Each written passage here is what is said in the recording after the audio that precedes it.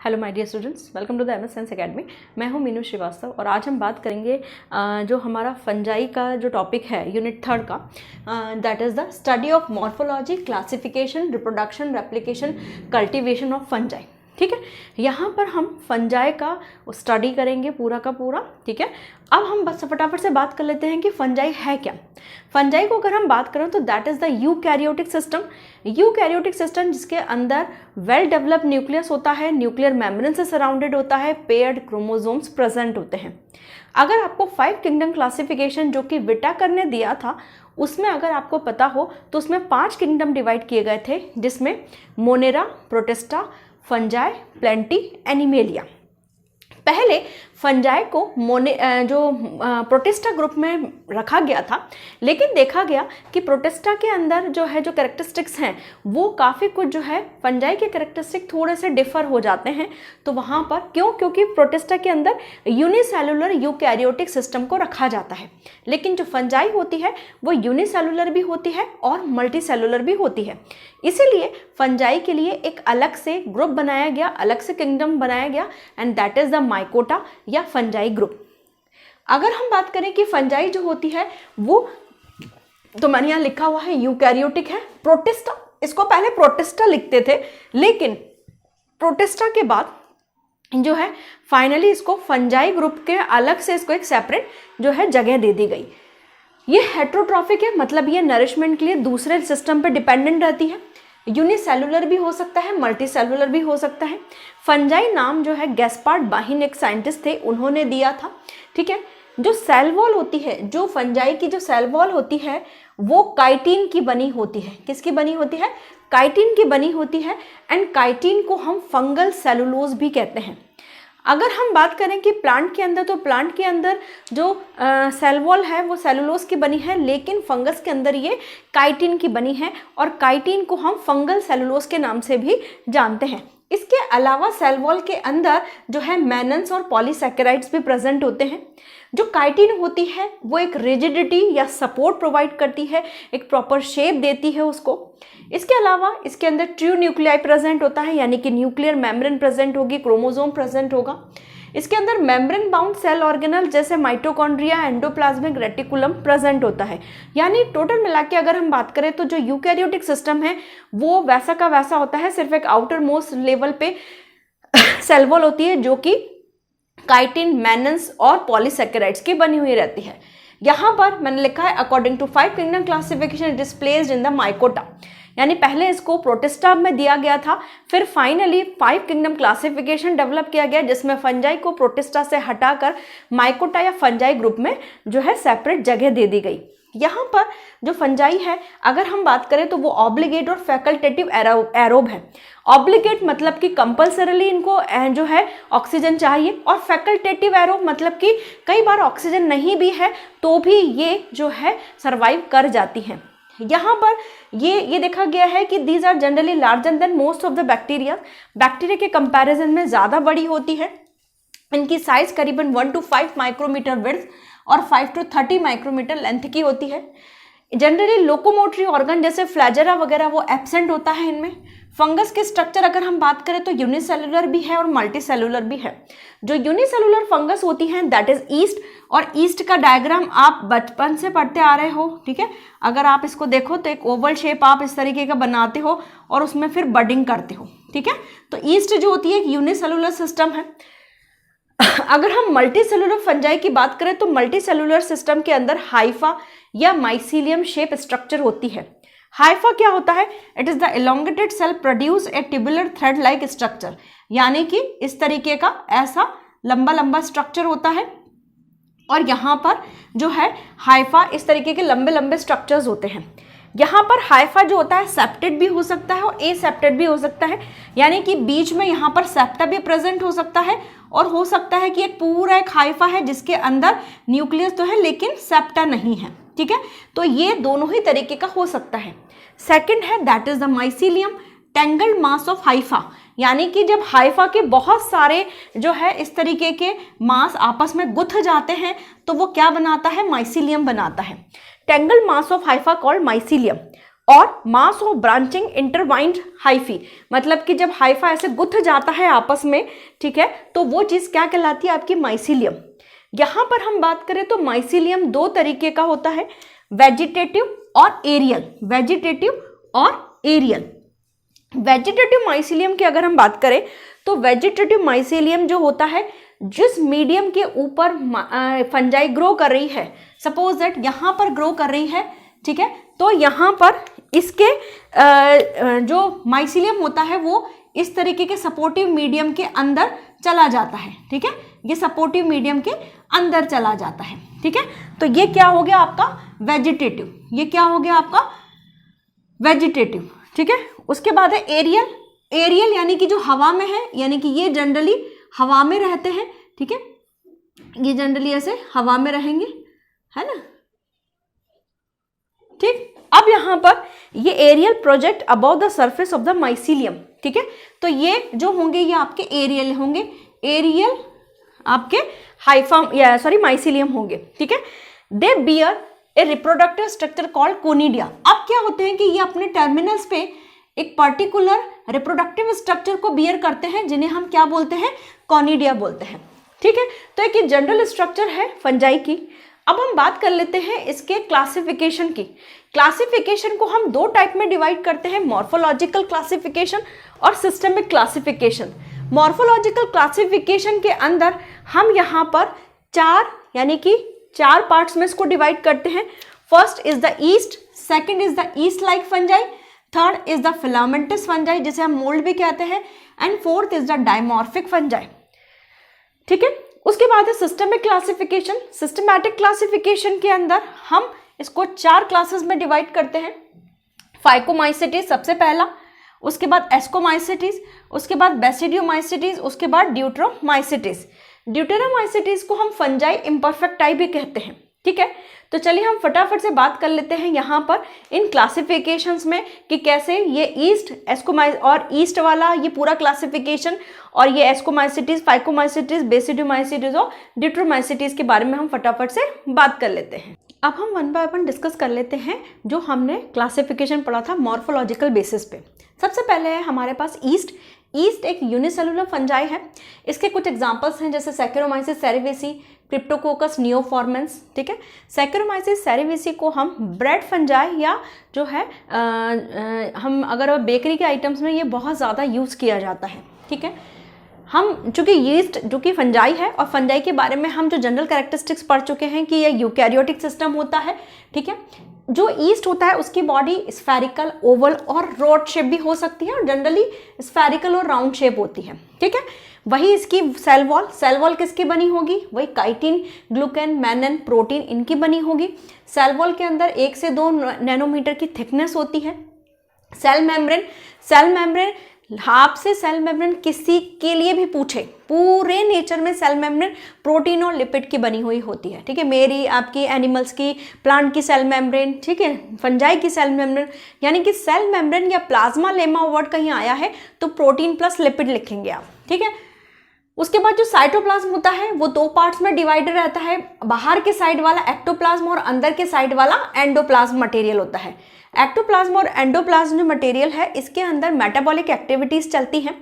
Cytoplasm colloidal nature का होता है और जनरली मटेरियल्स को स्टोर करके रखता है। यहाँ पर जो न्यूक्लियस है, चूंकि यूकैरियोटिक सिस्टम है तो वेल डिफाइंड होगा, न्यूक्लियर मेम्ब्रेन भी होगी, वो सारे पॉइंट्स मैंने नहीं लिखे, वो सेल्फ अंडरस्टूड है, ठीक है। माइटोकॉन्ड्रिया एनर्जी प्रोडक्शन का सिस्टम होता है, ठीक है, ये रेस्पिरेटरी साइट होती है। सेंट्रोसोम जो होता है एक रिजिड स्ट्रक्चर है और ये जनरली एसिडिक स्टेन, इससे हम एसिडिक स्टेन लेते हैं। ये मतलब सेंट्रोसोम को अगर हमें डिटेक्ट करना है तो वहाँ पर हम एसिडिक स्टेन यूज करते हैं। ये जनरली जो सेंट्रोसोम होता है ये न्यूक्लियर मेम्ब्रेन से अटैच रहता है और सेंट्रोसोम का काम होता है बडिंग, कॉपुलेशन और मियोसिस में हेल्प करना। इसके अलावा वैक्यूल्स जो होती हैं, वैक्यूल्स के अंदर एक सॉल्यूशन भरा हुआ रहता है जिसे वॉलेटिन कहते हैं। एक जनरल मैंने एक डायग्राम बनाया है यहाँ पे सेल के, ये आपका ईस्ट का, इसकी आउटर मोस्ट स्ट्रक्चर जो होती है दैट इज सेल वॉल, उसके इनर साइड पे सेल मेम्ब्रेन, न्यूक्लियस, वैक्यूल्स, इसके अलावा सेंट्रोसोम्स भी बना सकते हैं आप, माइटोकॉन्ड्रिया, लिपिड, राइबोसोम्स, ये सारे सेल ऑर्गेनल्स इसके अंदर प्रेजेंट होते हैं।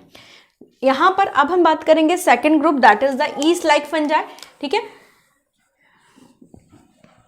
ईस्ट लाइक फंजाई मतलब कि कभी वो ईस्ट है, कभी वो फंजाई है। ईस्ट मतलब कि एक सर्कुलर बॉडी है, ओवल शेप बॉडी है, लेकिन अगर फंजाई है तो उसकी बॉडी माइसीलिया या थ्रेड लाइक जैसा स्ट्रक्चर होगा, ठीक है। तो यहाँ पर कभी कभी क्या होता है कि वो दोनों ही, ये जो है जो ईस्ट लाइक फंजाई है, इसके अंदर ईस्ट और फंजाई जैसे दोनों कैरेक्टरिस्टिक होते हैं। They grow partially as a yeast and partially elongated cell resembling hypha, यानी कि इसके अंदर बडिंग फॉर्मेशन भी होगा और हाइफा स्ट्रक्चर भी होगा। हाइफा अभी अपन ने पढ़े थे, जो इलोंगेटेड सेल्स हैं वो सेप्टेड भी हो सकते हैं और एसेप्टेड भी हो सकते हैं, ठीक है। एंड दे फॉर्म द स्यूडोमाइसीलियम, ठीक है। इसे आप या तो स्यूडोमाइसीलियम बोलिए या स्यूडोहाइफी भी बोल सकते हो आप इसको। Bud remain attach to the mother cell and repetitive budding, ये जो बर्ड्स होती हैं, देखिए यहाँ पर ये छोटी छोटी मैंने बर्ड्स बनाई हैं, ठीक है, ये आपकी बर्ड है, और ये जो बर्ड होती है ये आपकी मेन बॉडी से अटैच रहती है। Bud remain attach to the mother cell, और ये बार बार रिपीटेटिव बर्डिंग से एक तरीके का चेन जैसा स्ट्रक्चर बनता जाता है, जिसे हम स्यूडोहाइफी भी कहते हैं, जिसे हम क्या कहते हैं, स्यूडोहाइफी भी कहते हैं, ये ध्यान रखिएगा, है ना, स्यूडोहाइफी भी कहते हैं। इसका एग्जाम्पल है जैसे कैंडिडा एल्बिकस, ठीक है। उसके बाद है डायमॉर्फिक फंजाई। डायमॉर्फिक फंजाई मतलब कि इसके अंदर डायमॉर्फिज्म है, इसके अंदर हमें दो कैरेक्टरिस्टिक्स देखने को मिल रहे हैं, यानी कि कभी कभी ये ईस्ट जैसा दिखाई देता है और कभी कभी ये माइसीलियल फॉर्म दिखाई देता है। देखिए ईस्ट लाइक फंजाई में एक ही के अंदर जो है दोनों स्ट्रक्चर्स हमें देखने को मिलेंगे, बड फॉर्मेशन भी और हाइफा भी। और जो डायमॉर्फिक फंजाई है इसके अंदर कभी वो ईस्ट जैसा दिखेगा और कभी वो हाइफा जैसा दिखेगा, और ये चीज दिखाई देती है जनरली टेम्परेचर की वजह से। डायमॉर्फिज्म जो होता है वो टेम्परेचर डिपेंडेंट होता है, और ये करीबन 37 डिग्री सेल्सियस पे ईस्ट फॉर्म को शो करता है और 25 डिग्री सेल्सियस पे माइसीलियल फॉर्म को शो करता है, ठीक है। जो डायमॉर्फिज्म होती है वो टेम्परेचर डिपेंडेंट होती है, ठीक है।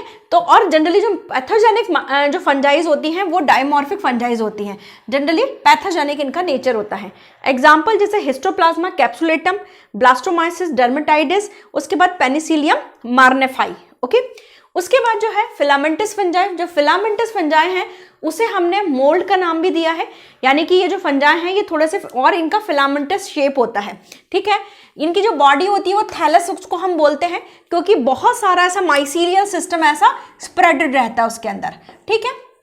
उसके बाद जो माइसीलिया है वो 3 तरीके का हो सकता है, या तो एसेप्टेड, मतलब कि ये माइसीलिया जो है इसके अंदर सेप्टेड, इसके अंदर सेप्टा नहीं है, और अगर सेप्टेड है तो यूनिन्यूक्लिएटेड, यानी कि हर सेप्टा के अंदर केवल एक न्यूक्लियस होना, ठीक है। और सेप्टेड मल्टी न्यूक्लिएटेड, यानी कि हो सकता है कि मल्टी न्यूक्लिएटेड हो सेप्टा के अंदर, ठीक है। तीनों ही तरीके के माइसीलियम इसके अंदर मिलते हैं। उसके बाद इसकी सेल वॉल वही सेम चीज आपको लिखनी है, सेल वॉल वही काइटिन की, cell membrane protein plus lipid की, साइटोप्लाज्म कोलाइडल सोल्यूशन है, वही इसके अंदर एक्टोप्लाज्म एंडोप्लाज्म वाली बात आपको लिखनी है। उसके बाद जो है आपका माइटोकॉन्ड्रिया जो है वो आपकी रेस्पिरेटरी एक्टिविटीज है। वैक्यूल्स जो होते हैं इसकी मेम्ब्रेन को टोनोप्लास्ट कहते हैं। वैक्यूल्स कहीं भी हो, चाहे वो हमारे अंदर हो, चाहे फंजाई के अंदर हो, चाहे वो प्लांट के अंदर हो, उसकी मेम्ब्रेन को टोनोप्लास्ट ही कहेंगे। इसका न्यूक्लियस ट्रू न्यूक्लियस है, बिकॉज उसके अंदर जो पेयर्ड क्रोमोसोम्स है और वो न्यूक्लियर मेम्ब्रेन से सराउंडेड है। एग्जाम्पल, इसका एग्जाम्पल है एस्परजिलस, उसके बाद पेनिसिलियम, म्यूकर एंड राइजोपस, ठीक है। अब हम बात कर लेते हैं इसके सिस्टमिक क्लासिफिकेशन का, जिसमें हम फाइकोमाइसिटिस, एस्कोमाइसिटिस इन सब की स्टडी करेंगे। नाउ अब हम बात करते हैं सिस्टमिक क्लासिफिकेशन की। इन सिस्टमिक क्लासिफिकेशन में जो फर्स्ट हमारा ग्रुप है that is the phycomycetes. Phycomycetes को जाइगोमाइसिटिस भी बोलते हैं, ठीक है। यहाँ पर ये जो फंजाई है ये लोअर ग्रुप की फंजाई है, ठीक है, यानी कि फंजाई का इनिशियल स्टेज है। अब यहाँ पर जो सेप्टा होता है वो जो माइसीलिया होता है या हाइफा होता है वो नॉन सेप्टेड होता है और सिनोसाइटिक होता है, यानी कि इस तरीके से इसमें मल्टी न्यूक्लिएटेड कंडीशंस प्रेजेंट होती है, लेकिन सेप्टा एब्सेंट होता है। जनरली ये एक्वेटिक होते हैं। एक्वेटिक होने की वजह से ये कई बार एल्गी जैसे भी दिखाई देते हैं, इसीलिए इनका नाम एल्गल फंजाई भी इनको बोला जाता है। जो एसेक्सुअल स्पोर्स होते हैं उन्हें हम स्पोरेंजियोस्पोर बोलते हैं। यहाँ पर स्पोरेंजियोस्पोर जो होते हैं वो एक स्वेलन स्पोरेंजियम जैसी एक स्ट्रक्चर होती है, एक बल्ज जैसी स्ट्रक्चर होती है, उसमें ये स्पोरेंजियोस्पोर्स जो होते हैं वो जो है उसमें बनाए जाते हैं। सेक्सुअल रिप्रोडक्शन इसमें गैमेटेंजियल कॉपुलेशन के थ्रू होता है। जब हम इसमें रिप्रोडक्शन पढ़ेंगे तब आप इस पूरी टर्मिनोलॉजीज को समझ जाएंगे कि व्हाट इज द गैमेटेंजियल रिप्रोडक्शन और किस तरीके से अलग अलग प्रोसीजर्स फॉलो होते हैं। यहाँ पर जो एग्जाम्पल्स हैं वो है फाइटोप्टेरा इन्फेस्टेंस, ये एग्जाम्पल है। ये जो फंजाई है ये लेड ब्लाइट ऑफ पोटैटो, यानी कि पोटैटो की एक फंगल डिजीज है, उसका जो रीजन है वो है फाइटोप्थेरा इन्फेस्टेंस, पाइथीनियम और एल्बुगोक कैंडिडा।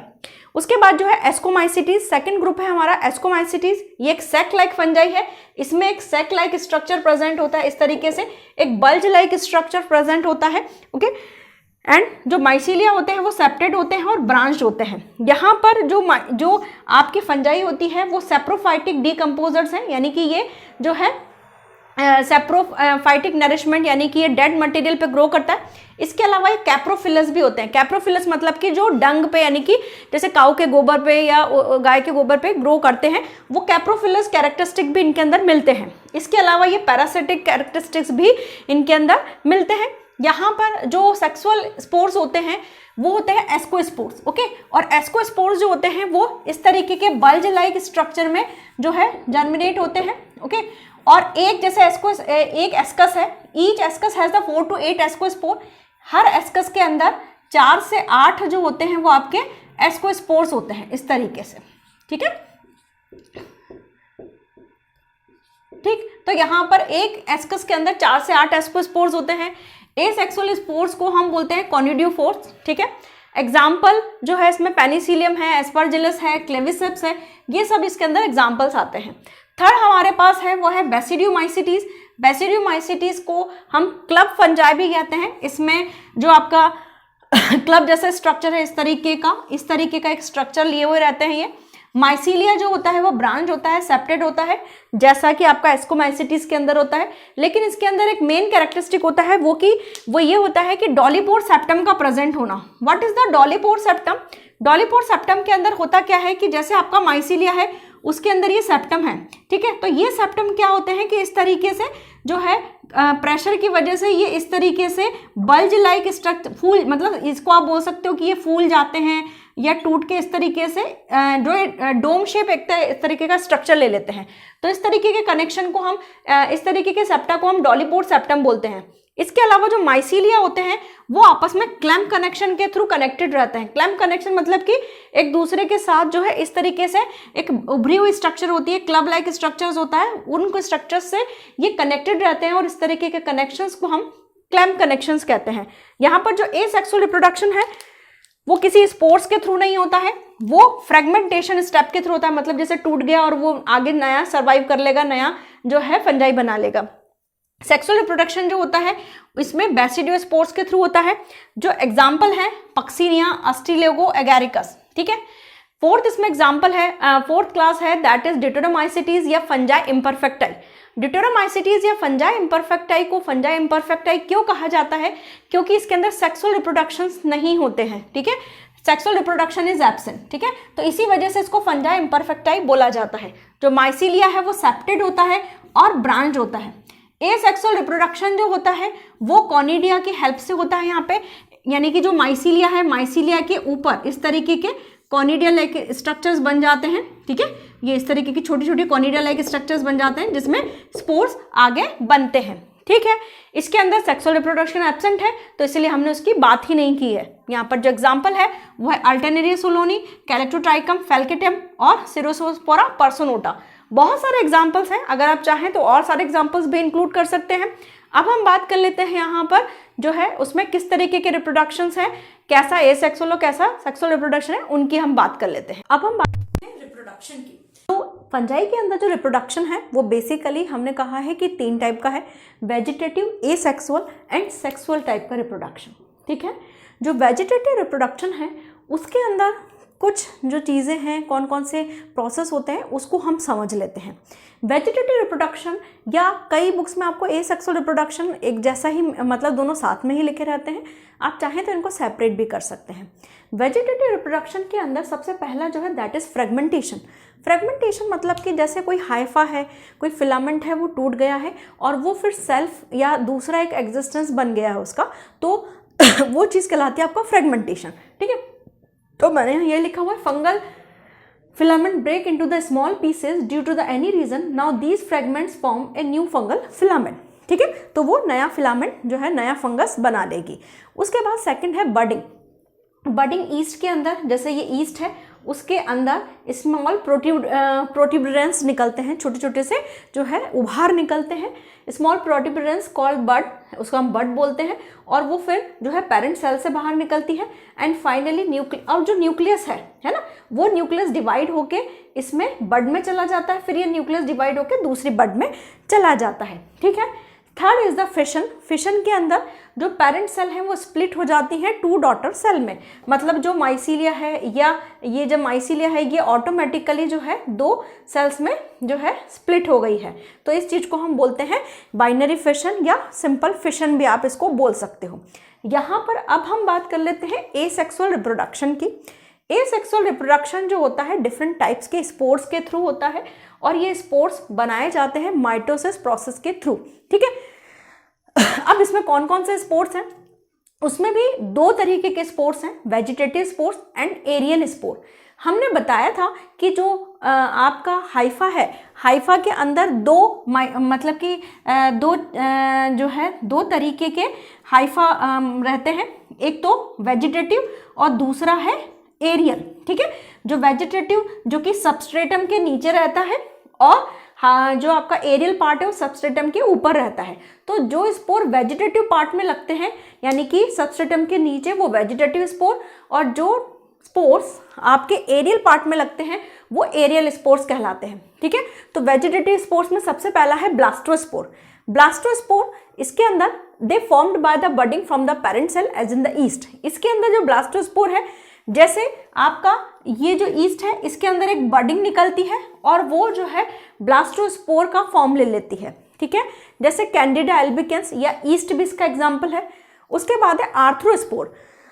आर्थ्रोस्पोर क्या होते हैं? These are formed by the production of many cross septa inside the hypha. जैसे ये हाइफा है और इस हाइफा के अंदर, यहाँ देखिए मैंने ये दूसरे स्टेप में बनाया कि उसके अंदर जो है यानी कि यहाँ पर धीरे धीरे क्या होने लग जाते हैं कि क्रॉस सेप्टास बनने लग जाते हैं। ठीक है। Inside the Haifa resulting in the production of rectangular thick wall, और जिसकी वजह से ये एक पूरा थिक वॉल्ड बन जाती है। ठीक है। और ये फाइनली एक पूरा वेजिटेटिव स्पोर का फॉर्म ले लेता है। ठीक है।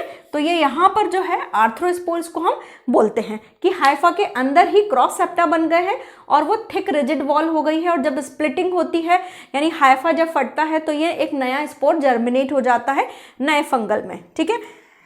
क्लेमाइडोस्पोर। क्लेमाइडोस्पोर इसके अंदर क्या होता है? Thick wall resistant spore form either eight the end of Haifa और बिटवीन हाइफल सेगमेंट। इसके अंदर क्या होता है कि जो स्पोर्स होते हैं वो बीच बीच में, हाइफा के बीच बीच में या बिल्कुल टर्मिनेटिंग जगह पे भी बन जाते हैं। ठीक है। और ये जो होते हैं ये काफी रिजिड वॉल कंटेनिंग जो है स्पोर्स होते हैं। ठीक है। क्लेमाइडोस्पोर्स कहते हैं इनको। जैसे कैंडिडा एल्बिकेंस इसका बहुत अच्छा एग्जाम्पल है। उसके बाद हम बात कर लेते हैं एरियल स्पोर्स की। एरियल स्पोर्स में सबसे पहले है कोनिडिया स्पोर। कोनिडिया स्पोर जो है इसके अंदर दिस स्पोर अकर सिंगली और in the group at the end of specialised structure called conidiophore. यानी कि माइसीलियम जो होता है, यानी कि इसको मैं यहाँ बना देती हूँ कि जो माइसीलिया है, माइसीलिया के ऊपर वाली सरफेस पे थोड़ा सा ये पार्ट जो है ऊपर की तरफ निकलता है। ठीक है। और यहाँ पर जो सेल ऐसे ऊपर की तरफ बल्ज लिए रहती है, इस सेल के यहाँ पर टर्मिनेशन से जो है सेल डिविजन्स होते हैं। ठीक है।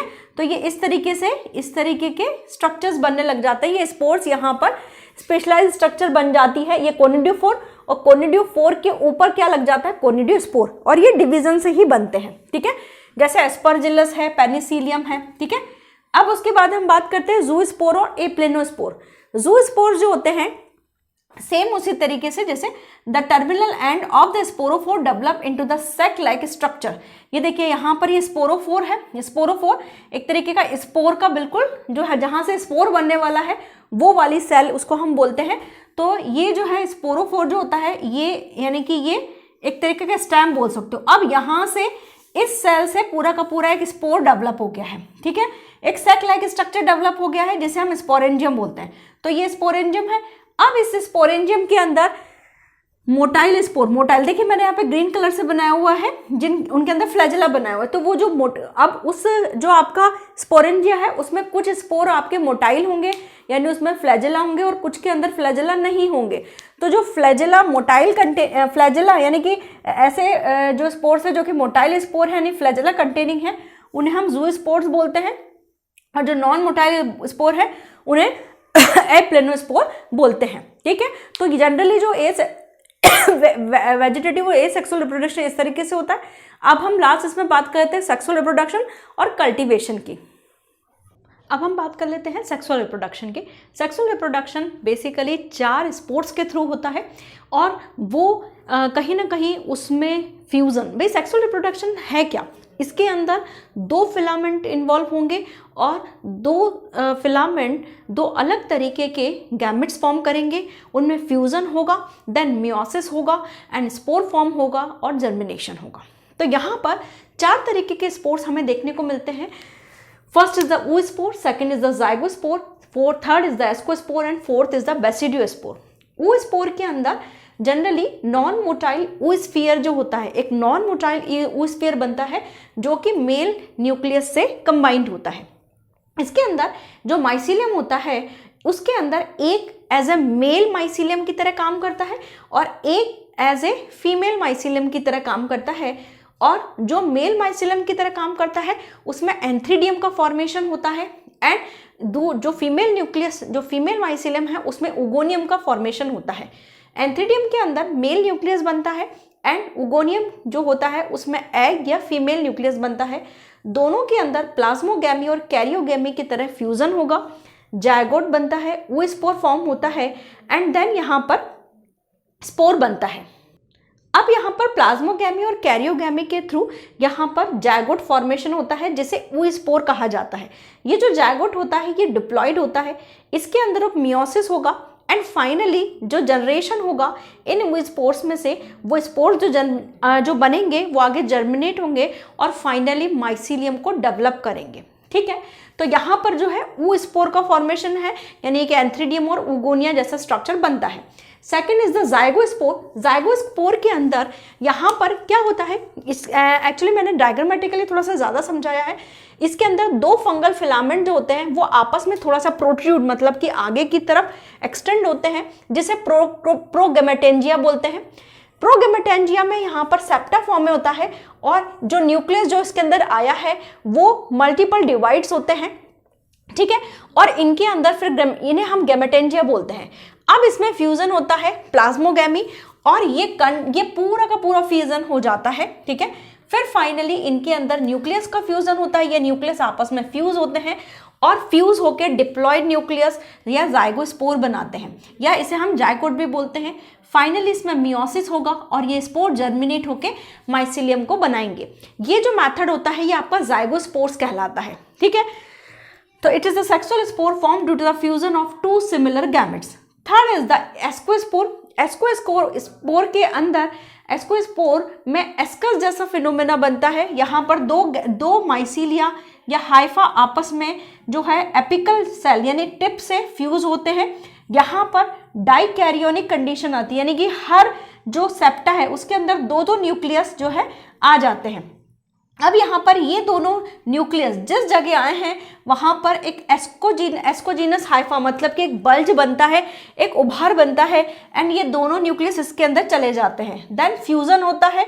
इस जो फ्यूजन है यहाँ पर फ्यूजन, ठीक है, और इसके अंदर डिप्लॉइड जो है वो आपका एस्कोस्पोर, यहाँ पर जो है फ्यूजन के बाद डिप्लॉइड जायगोट बन गया है।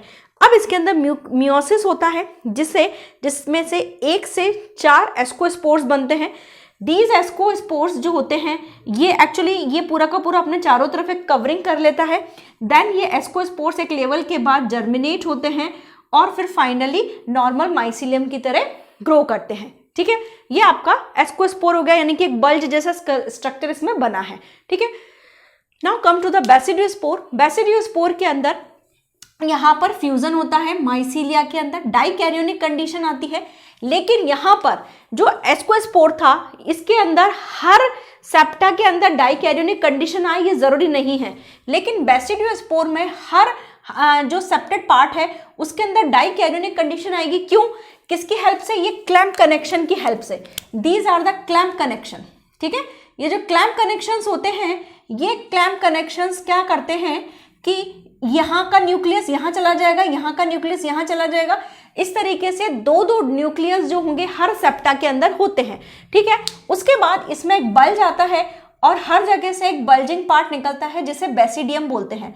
ये बेसिडियम के बल्जिंग पार्ट में ये दोनों न्यूक्लियस चले जाते हैं एंड देन कैरियोगैमी होती है, यानी कि जो न्यूक्लियस है ये फ्यूज होंगे, दोनों न्यूक्लियस फ्यूज होंगे एंड देन यहाँ पर एक से जैसे ये कैरियोगैमी हो जाती है फिर मियोसिस होगा और फिर यहाँ पर इस तरीके के उभार बन जाते हैं और ये चारों एक न्यूक्लियस से जो 4 न्यूक्लियस बने हैं मियोसिस के थ्रू, इन्हें बेसिडियोस्पोर्स बोलते हैं और ये जर्मिनेट होके फाइनली माइसीलियम को बनाते हैं। अब इसके अंदर लास्ट पार्ट बचा है कल्टीवेशन का, वो हम फटाफट से कंप्लीट कर लेते हैं। Now come to the last part, that is the cultivation. Cultivation generally हम जो इसका करते हैं फंगस का, उसके अंदर जो मीडिया है, मीडिया के अंदर मेनली ग्लूकोज और पेप्टोन्स होने चाहिए। जो टेम्परेचर है generally that is for 30 degree Celsius और जनरली 21 दिन का इसके अंदर इंक्यूबेशन पीरियड रखा जाता है। फंगस जनरली ग्रो होते हैं लोअर पीएच पे और अगर हम रेंज देखें तो 20 to 30 डिग्री सेल्सियस रेंज इसका रहता है। जनरली ये बैक्टीरिया के कंपैरिजन में थोड़े स्लो ग्रो करते हैं, ठीक है। और यहाँ पर जो है ये एरोबिकली, यानी कि अगर हम देखें तो जो फंजाई होता है वो एरोबिकली ही ग्रो करते हैं, यानी कि उनके लिए बहुत ज़्यादा एनारोबिकल मीडियम देने की कंडीशन देने की ज़रूरत नहीं होती है। जो प्रॉपर जो मीडियाज़ हैं जैसे Sabouraud's agar, brain heart infusion agar and the Czapek's agar, ठीक है। तो जनरली जो सबॉरार्ड्स अगार है वो रेमोना सबॉर्ड इन 1892 में उन्होंने इसको डिस्कवर किया था, उन्हीं के नाम पे जनरली ये किया जाता है। आई होप आपको लेक्चर समझ में आया होगा। कोई भी डाउट है कमेंट सेक्शन में पूछिए, otherwise please like share and subscribe. Thank you.